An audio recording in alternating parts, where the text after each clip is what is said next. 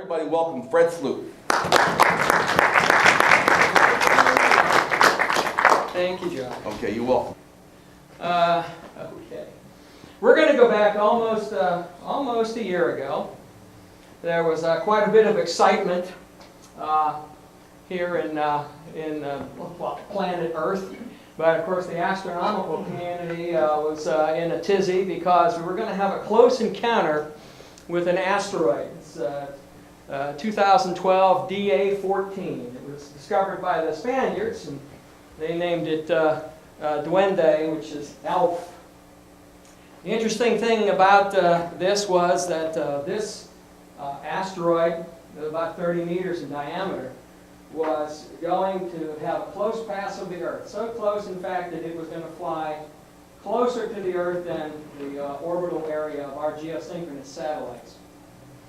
So it was a big deal. A lot of people were excited, and of course backyard astronomers were going to be able to watch this thing as it rapidly transitioned across the sky.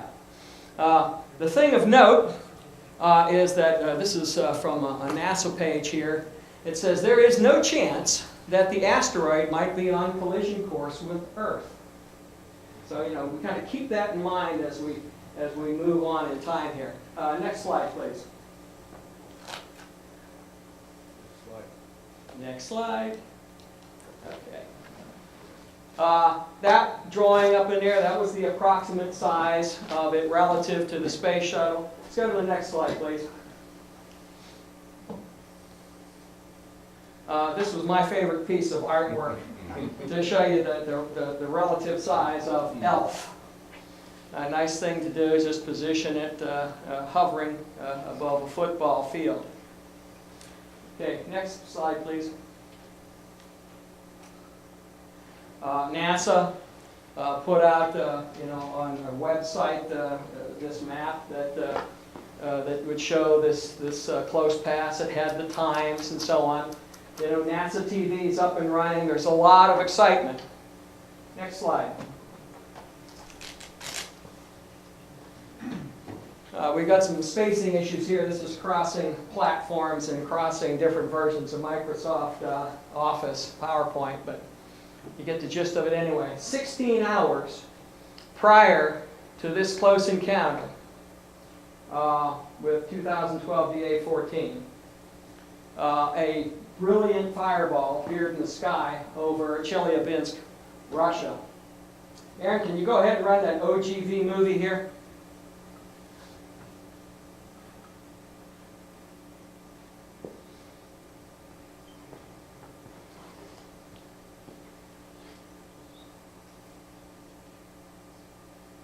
Dash cams are wonderful things. And of course, they're all the rage in Russia because of the issues with insurance. Yep. Mm.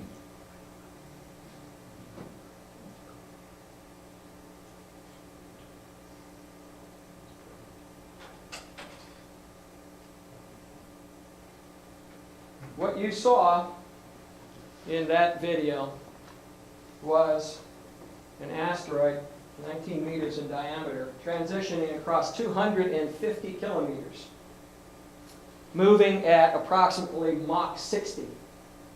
Mm-hmm. Okay. Next slide, please.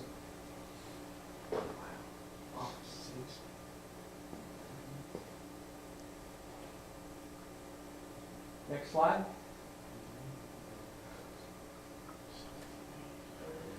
Okay, this simply shows the location. First of all, the arrow is the direction. This thing came out of sunrise, so it came from the direction of the sun. This thing actually has a pointer here. I'm going to turn my back to everybody and just use it. Now here's what's left of the Aral Sea, and here's Novaya Zemlya, so it kind of lies in between Moscow. It's up here.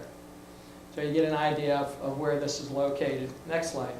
And you can see this object is a small asteroid. It has a very shallow entry angle, only 18 degrees. That's why it transitions across so much of the sky. It said it was moving at Mach 60. That's 19 kilometers per second.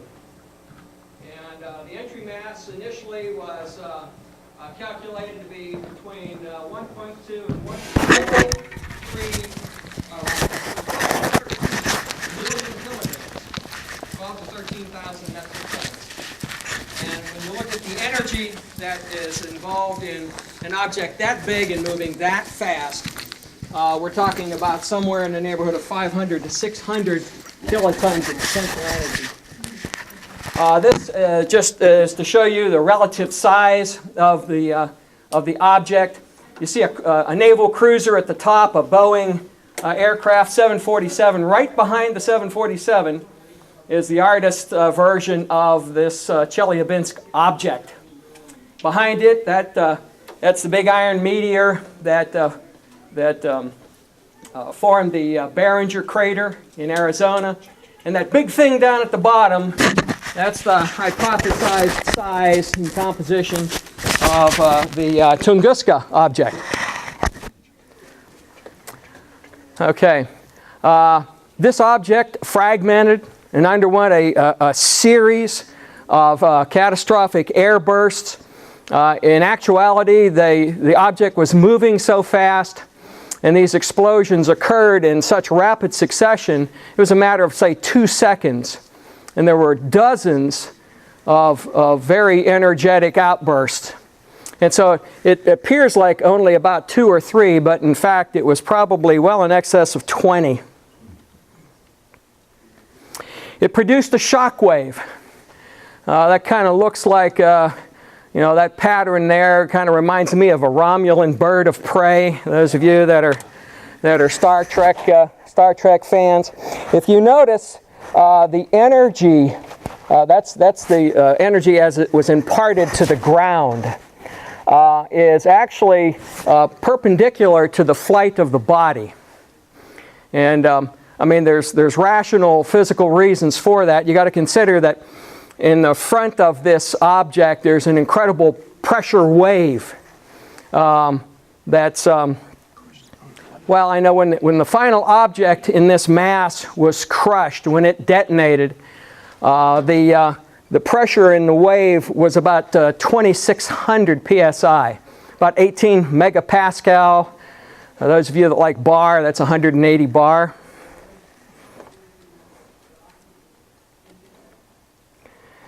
And that pressure wave, as it swept out across the countryside, damaged approximately 7,200 buildings. I should also state, keep in mind, that this pressure wave was not really directed at the ground because of the angle of the trajectory and because of the sequential nature of the explosions. It was projected cylindrically, but in 360-degree direction. So this could have been much worse. We'll talk about it here in a little bit, with a little difference in the composition of the asteroid and a little different angle. An awful lot more energy could have been directed at the ground. I put the term catastrophic in there. That's not really good. I should have said serious. Some of the damage was serious, and of course that was the most notable one was the Chelyabinsk zinc plant. And you see there's actually a photograph there on the left that shows the plant at the moment of when the roof collapsed down into the building. Most of the damage, though, simply involved broken windows, pulled down suspended ceilings, and then caved-in garage doors. And that's just a series of photos there that shows apartment buildings, storefronts, inside of a public building, inside of a school up there in the upper left corner. And just more of the same. The number of injured numbered more than 1,500. Most of the injuries were lacerations, and that was from people basically standing in front of their windows, looking out after the light of that object passing drew their attention to the outside, not knowing depending on how far away they were, anywhere from 1 to 3 minutes would come the shock waves, and they were pretty considerable. There were a couple of, I think it was only 2 or so, maybe 2 to 5 people that actually required an extended hospital stay. That's because they were blown off their feet. They were much closer to the object than most of the others. Most of the injuries, a lot of the injuries occurred in the big population centers. Chelyabinsk was one, but it was I think about 28 kilometers away from the path of this object. Of course, press coverage was pretty exciting. I stuck that one in there in the bottom just to give it a little balance here. That's one of the supermarket tabloids. Anytime anything falls from the sky, it's got to be a UFO or the late president of the Teamsters, Jimmy Hoffa. It's one of the two. It's usually one of those two. Okay. This was visually the most recorded event of its type in history. An incredible amount of video, of course, that came mostly the courtesy of the dash cams in cars, but there are also quite a few security cameras that got some pretty clear images. And then there was actually some still photography taken. The photo in the upper right, that's not a screen capture from a video. That is an actual still photo. A photographer was out shooting pictures in the early morning at a lake and had the presence of mind to snap that particular photograph. More pictures, both with the fireball coming across the sky, and then the contrail that you see there. That's a mixture of vaporized rock, and dust. There were approximately 2,800 metric tons of dust, it's theorized, that were yielded from the breakup of this body.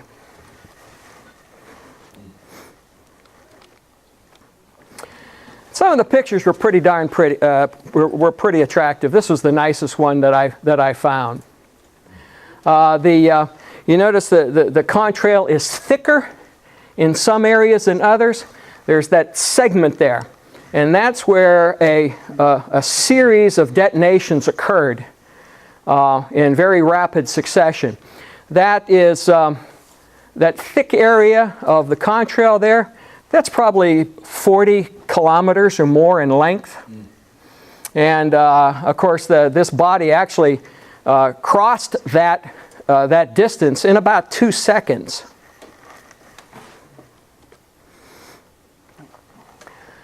Okay, there was an enormous amount of other data that was available as well. Some of it is not available all the time, and that is the data from the defense satellites. But there was seismic data, infrasound data, and then two basic different types of satellites, the meteorological satellites and then the defense satellites. The defense satellite data is absolutely critical and has been critical in trying to get a handle on just how common these types of events are. I mean, consider that 70% of the Earth is covered by ocean. And so you would just make the leap of faith here that about 70% of these sorts of events would occur over water, and quite possibly people wouldn't be around to see them or hear them. We're going to flesh this out a little bit more towards the end of this talk, because having access to a full suite of data really has broadened the understanding by the scientific community of such occurrences, and they're actually so common now that there is a concern, and we'll talk about that a little bit later. There's a concern from a safety standpoint, especially as world population grows, people scatter more and more across across the globe. By the way, that picture at the bottom, that's an infrasound station. That particular one is in Greenland. Infrasound, think of it as just like a big radio receiver. But it's looking at very, very low frequency pressure waves that occur in the atmosphere. Those are set up for defense purposes. It has to do with the International Monitoring Program for nuclear weapons. This map, I just tossed that up there to show the numerous sites that are involved in this international monitoring system. This, of course, is the nuclear test ban treaty enforcement here by setting these stations up. Now, in addition to them, the United States has its own system. And you can see that the U.S. basically has more infrasound stations in the continental U.S. than the rest of the world has combined.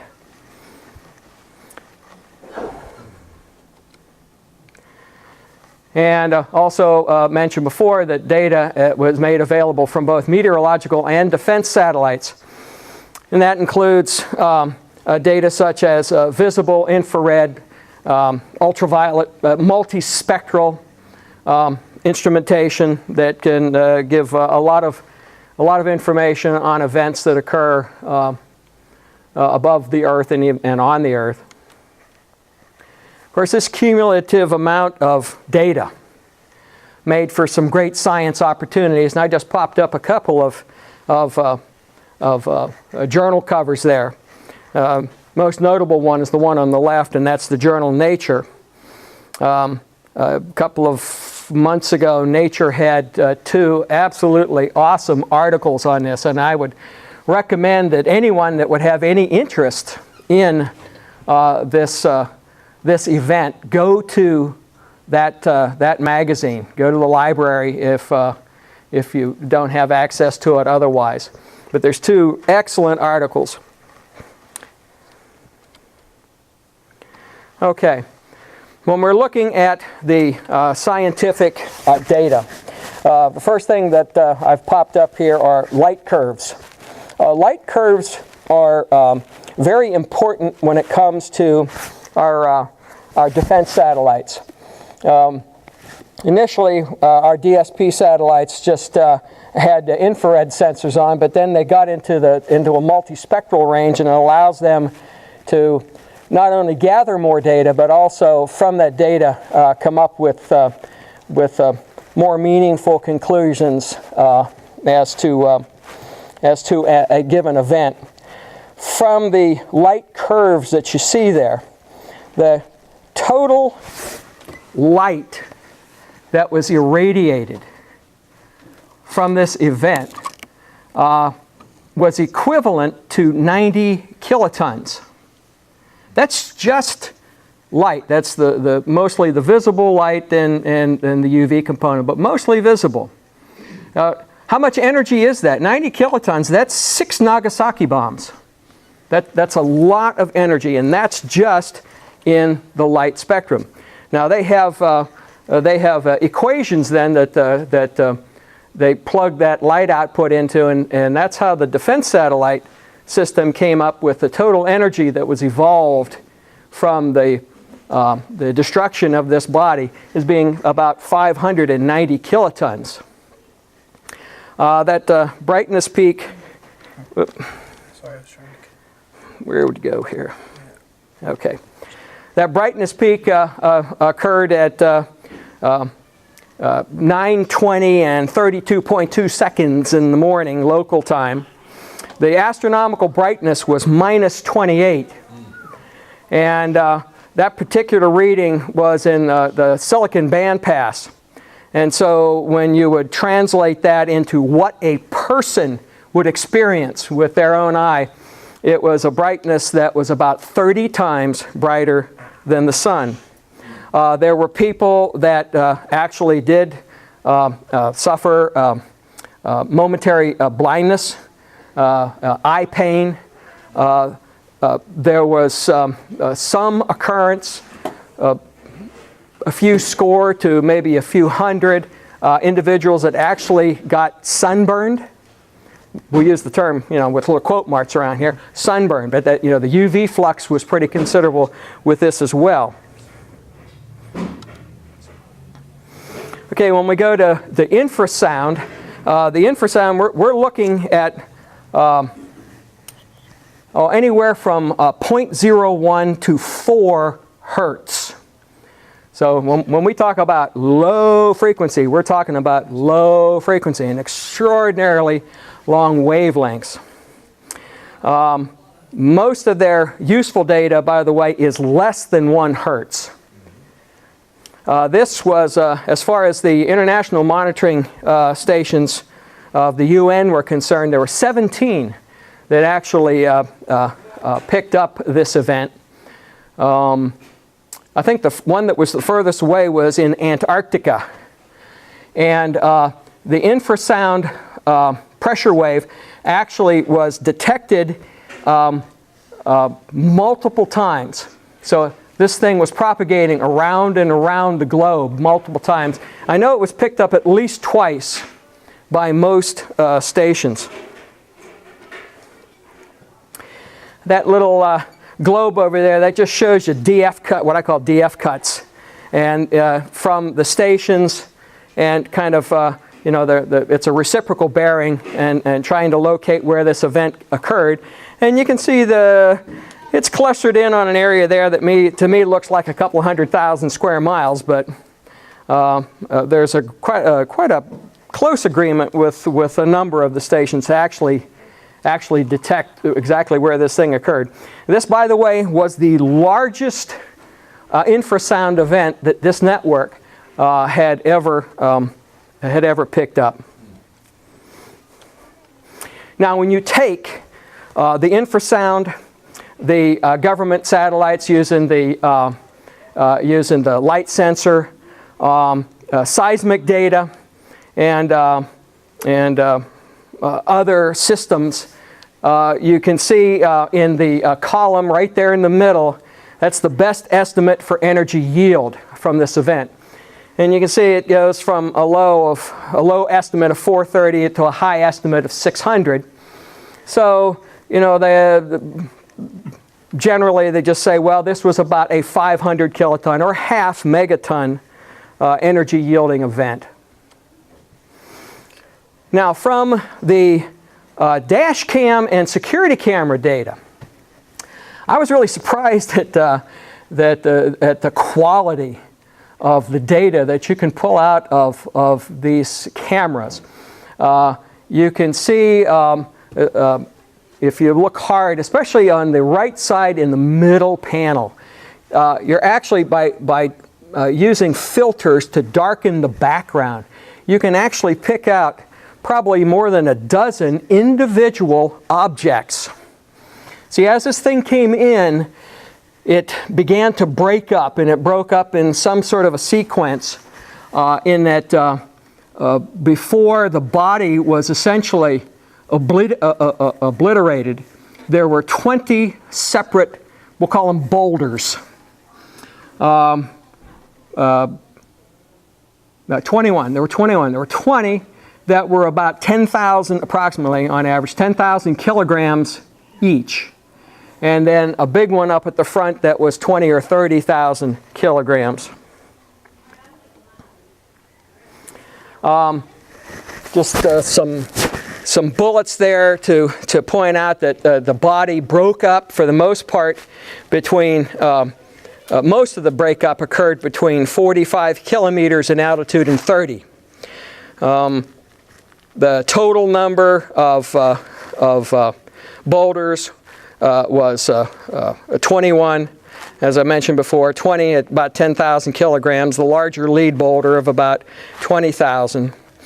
The smaller boulders disintegrated between 26 and 24 kilometers in altitude. The pressure from the pressure wave, a shock wave as it's pushing into the atmosphere, was probably somewhere between 10 and 13 megapascals. So it'd be 130 bar. And then the lead boulder was catastrophically destroyed. That was the last hurrah for this object at about 22 kilometers above the surface.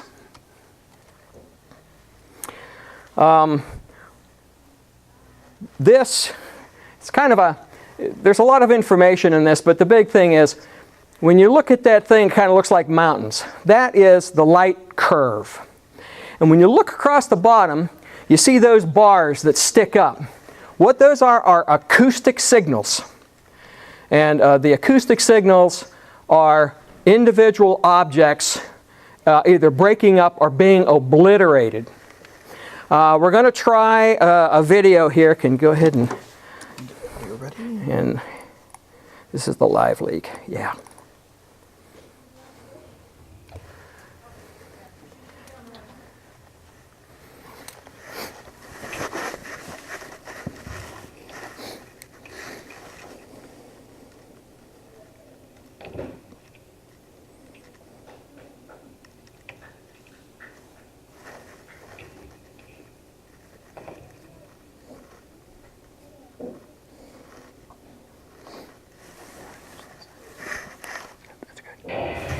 Now turn it up. That's what I'm doing.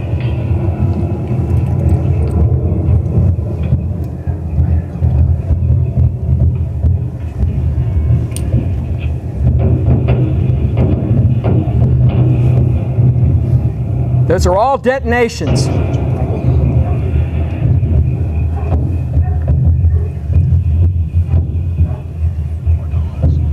did the data come from? Pardon me? Where did the sound data come from? Oh, it came off of these videos. Ah.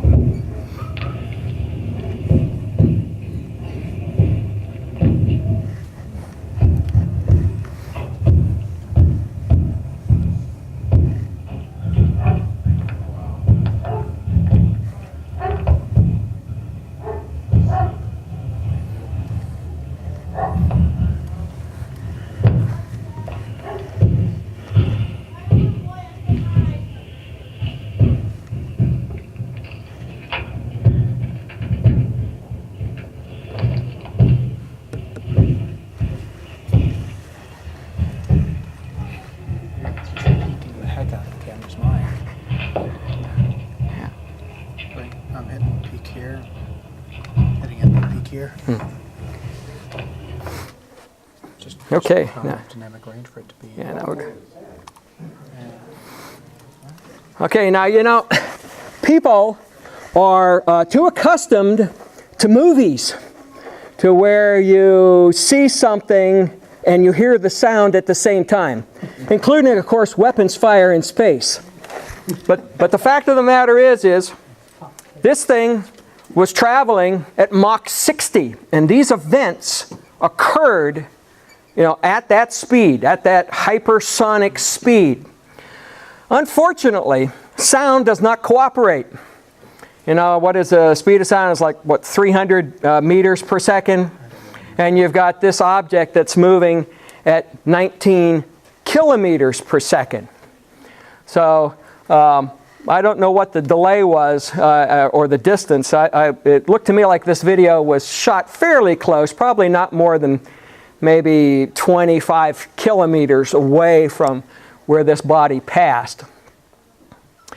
Anyway, I actually get a big kick out of that thing. It tells you an awful lot about what occurred with this body, how it broke up, and how the individual pieces were destroyed due to the high pressure circumstance that they were in. Now, one fragment, one of those detonations, threw a fragment out of the main debris train. Virtually everything that was in that main train was destroyed. That one fragment, which is indicated there as F1, was actually, it got a little English to it, and it was kicked out of that main debris stream. And it is that body then that, you know, once it was kicked out, it got out of that high pressure wave of all that debris as it was pushing down into the atmosphere. That's the thing that survived. And actually, of course, it ablated quite a bit because it was still quite hot. I should mention that the temperature around this body as it was passing through the atmosphere was something on the order of 5,000 to 7,000 degrees centigrade. So that is why approximately 76% of this body was disintegrated. It was vaporized.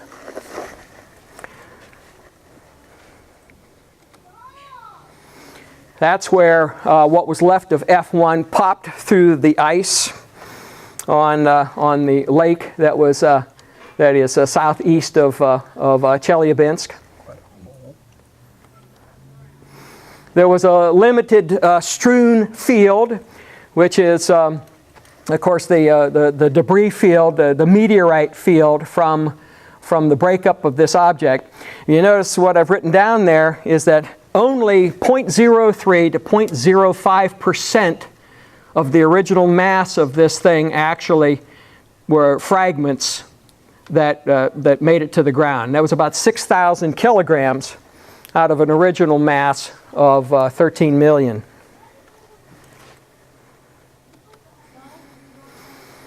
That fellow is holding, I think, about the second largest fragment that was found in his hand. And then you see off to the upper left there piles of smaller meteorites that were picked up along that line that's in the map on the bottom. That is what was fished out of the lake, and that was a couple of months after this occurred. I guess the divers must have waited until most of the ice melted before they went down. It's about 600 kilograms. It's not easy to get out. And by the way, when they managed to get that thing up intact, and then when they set it on a scale, it broke. Oh. It actually fractured into 3 pieces. Oh. So, you know, a little harsh treatment to a really fine specimen. However, you can buy them on eBay. Early on, I checked the prices here about a month or so ago, and you know, you can get one about the size of your little fingernail. That's a 3 dimension for I guess about $70. Bigger ones, I've actually seen ones like the size of a walnut, and they're asking $1,200, $1,400 for them.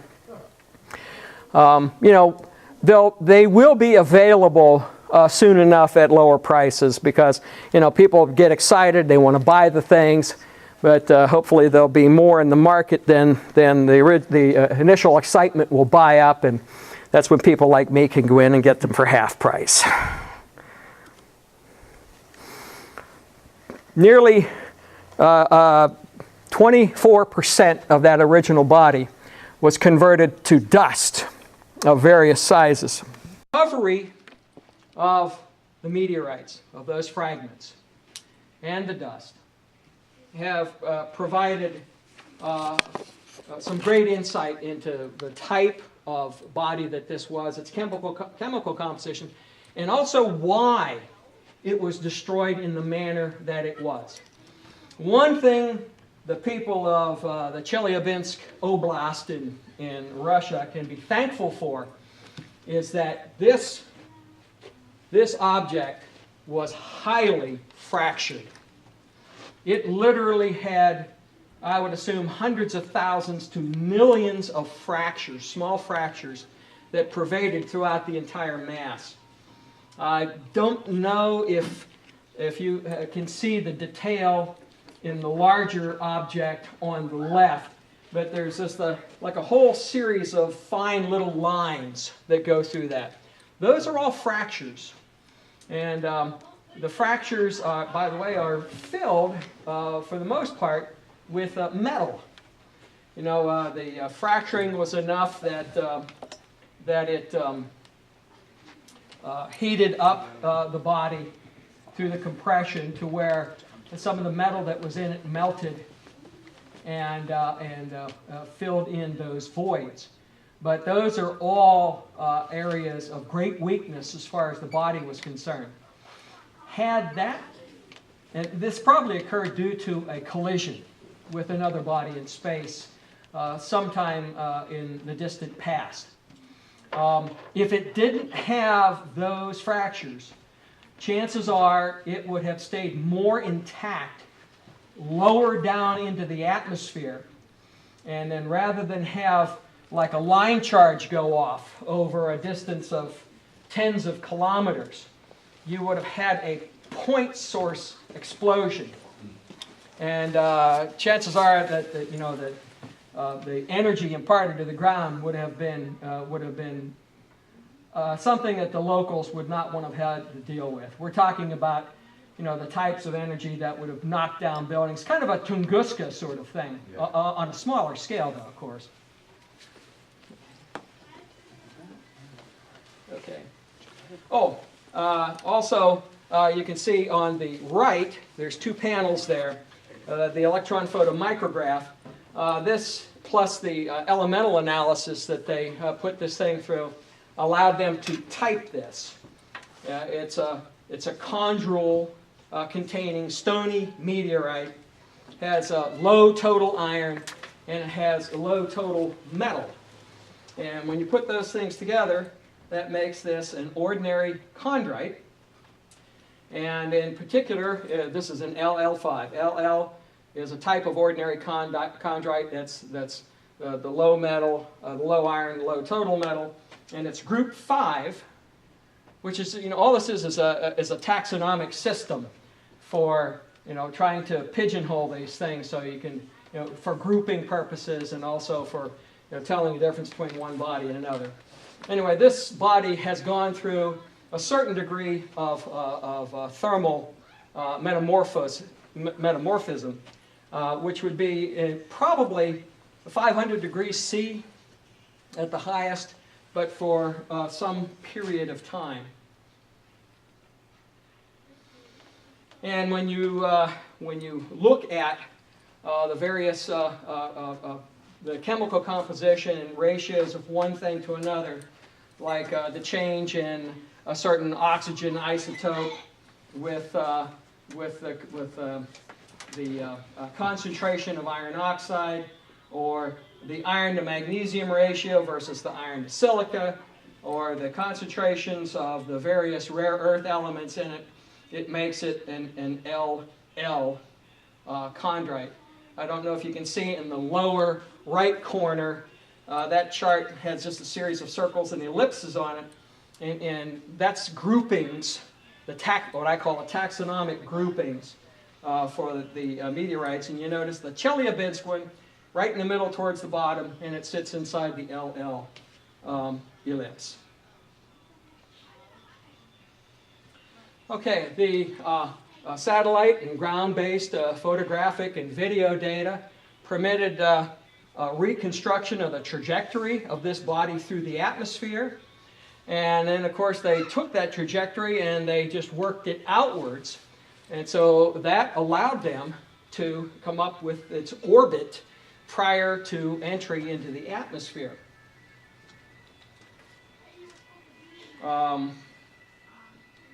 That's the final approach. That red vector there is the final approach of the Chelyabinsk body to the Earth. The green line in that top chart that's off to the left, that was the orbit of the asteroid at ELF that everyone was looking forward to seeing. Until, of course, the unexpected arrival of the Chelyabinsk body. And then they were able to reconstruct the orbit of this impactor, its entire orbit. And you see it's kind of an offset thing. The furthest distance takes it right out into the main asteroid belt. And on its closest approach to the Sun, it's in right close to the orbit of Venus. Actually, was. Now, those orbital parameters, along with the compositional analysis that was done, allowed made it possible to associate this boulder that came into the atmosphere at Chelyabinsk with asteroid 86039, also known as 1999 NC43. This asteroid, pretty sizable, 2.2 kilometers in length, has a very stable and well-known orbit. I looked up here recently like when its next close encounter is with Earth, and it's going to pass, I think, like within 1 million miles of Earth, but it's like the year 2173. So this, even though it's a near-Earth asteroid, it's not one to worry about currently. Regardless, this body, it is hypothesized, is where the Chelyabinsk object came from. Probably some minor collision that ejected the body out from the well-established orbit of its parent.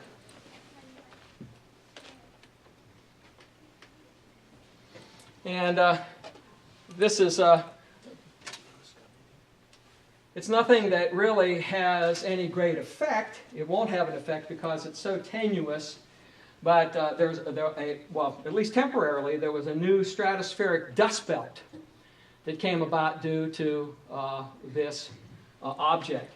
And you can see in the series of photos on the left, you can see the original contrail, and then you notice as you get down, if you go diagonally, that's the fourth image in the series, how it's being drawn out and distributed. It existed for quite a few months. I don't know what's left of it. It has been dissipating ever since it was first formed. But it existed just above the jung layer in the stratosphere. That's the layer, where the sulfate layer in the atmosphere. So it existed above there. If you look at the series of plots on the right, you notice the big set of lines in the lower part along the x-axis. That's optical readings from the jung layer. That small bulge above, that's that new dust layer.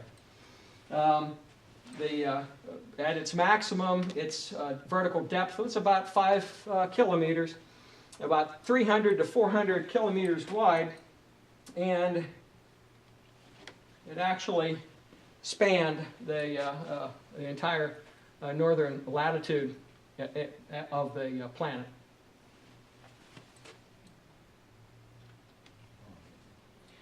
Okay. This event has encouraged people in science, to look more in depth at the frequency and the hazard of small impactors. You probably are well aware of the fact that we do get a little freaked out over the presence of large near-Earth asteroids, especially ones that are Earth crossers, because at least once and maybe a couple of other times we've had mass extinctions that have resulted due to close encounters with these things when they decide to impact the Earth. Think Chicxulub at the end of the Cretaceous period. But we've not really paid a lot of attention to smaller ones. We actually have active programs where we're doing sky surveys every single night to locate and identify and establish the orbits of larger objects. But there are people now that are saying maybe you should be looking at smaller ones as well. I don't know if you can read anything in that chart that I made up. That was just a sampling of meteor airbursts that have been known over time. Let's see. The very first one, that's 1908. I didn't take any from before 1908. I only took ones from the 20th century and beyond. And I didn't even take all those and put in this thing. Notice the first one is Tunguska. And if you look at the second one there, that's the one that occurred in Amazonia. A lot of people are unaware of that thing. The artist illustration in the lower right is ostensibly the passage of that body into the atmosphere. The one in the middle, by the way, that's a postage stamp that the Soviet Union put out, and that's for the Sakhalin fall that occurred in 1947 in the Sakhalin Mountains in Russia. I actually got a couple of fragments of that and had a jeweler make it into necklaces for my daughters for Christmas or something one year. Regardless, this event and then the opening up of data from the defense satellites and also from the international monitoring stations that look after the Nuclear Test Ban Treaty, has shown that these events occur more often than most people would think of. And of course, with a world where we're spreading out more and more people, more towns, more cities, there's going to be more opportunity for people to be affected by bodies that come into the atmosphere. Not only the ones that are going to impact the ground, but these airbursts are pretty dangerous. Let's think Tunguska. Of course, NASA has this growing all-sky network. We have 12 stations here in the United States now. And this is just one night. And this is, fireballs. And a lot of these are not, bigger than, peas, or some might be the size of walnuts. This is one night. It was January 3rd, just not 2 weeks ago. There were 27 fireballs seen in the area where these cameras are looking. And you see it's very, very small land area compared to just the United States, not to mention the surface of the entire world. And so people that worry about these sorts of things feel that the nature of the threat is changing. What's the threat? The threat is the threat from outer space, right? From these bodies coming in and conceivably imparting some level of harm to people on the ground. We're starting to see, if you're looking at that ellipse that's in the middle, that's getting populated with more and more events as we have more and more data. They occur more frequently than was known prior to the opening up of a lot of these classified sources, previously classified sources.